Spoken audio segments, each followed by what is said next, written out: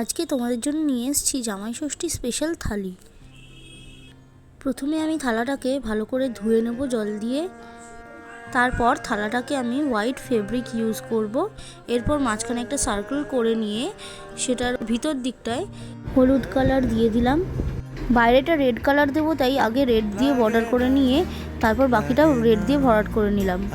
এরপর একটু ফাঁক রেখে হোয়াইট কালার দিয়ে বর্ডার করে নিয়ে তার সাইড থেকে আলপনাটা ধীরে ধীরে শুরু করব। এরপর আমি ছোট ছোট করে কলকাগুলো স্টার্ট করছি, সহজ করেই করছি যাতে তোমরা বুঝতে পারো। কেমন হয়েছে কলকাগুলো জানি আমি অতটা হাত পাকা নয়, তবে চেষ্টা করছি সুন্দর করার।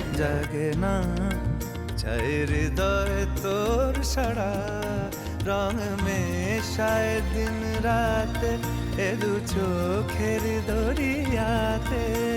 এরপর কলকাটা কমপ্লিট হয়ে গেলে আমি মাঝের অংশটায় ফার্স্টে পা এঁকে নিচ্ছি। জামাই ষষ্ঠীতে পাখা থাকে, তোমরা সবাই দেখেছো, তাই পাখাটাকে আঁকলাম। এরপর চলে আসছে বাঙালির স্পেশাল মিষ্টির হাঁড়ি। মিষ্টির হাঁড়িতে থাকতেই হবে। এরপর পাখাটাকে রেড কালার দিয়ে আউটলাইন করে নিলাম যাতে রেড কালারটা বাইরে না বেরোয়।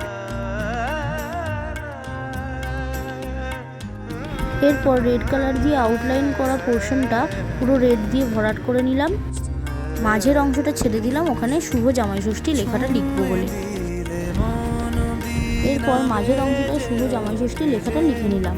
ওরা হয়তো বলবে যে মাছটা এঁকেছিলাম সেটার ভিডিওটা আমি আসলে পাচ্ছি না, ভিডিও ক্লিপটা, তাই দিতে পারলাম না। মাছটা আমি এঁকে নিয়ে ফার্স্টে অ্যাশ কালার দিয়ে নিয়েছিলাম, তারপর হোয়াইট কালার দিয়ে একটু হাইলাইট করেছি। আর মাছের আঁশগুলো আগে হোয়াইট কালার দিয়ে 000 তুলি ইউজ করে এঁকে নিয়েছি, তারপরে ব্ল্যাক কালার দিয়ে বর্ডার করে দিয়েছি। এরপর মিষ্টির হাঁড়িতেও কিছু ছোট ছোট কলকা করেছি। এগুলো তোমরা সবাই পারবে, তোমার নিজের মনের ইচ্ছে মতো করতে পারো তোমরা।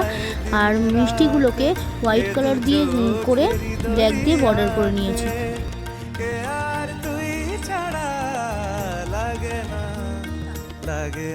এরপর বাঙালির স্পেশাল স্বস্তিক চিহ্ন, যেটা আমাদের বাঙালিদের খুবই শুভ, সেটা দিয়ে ভিডিওটাকে শেষ করলাম।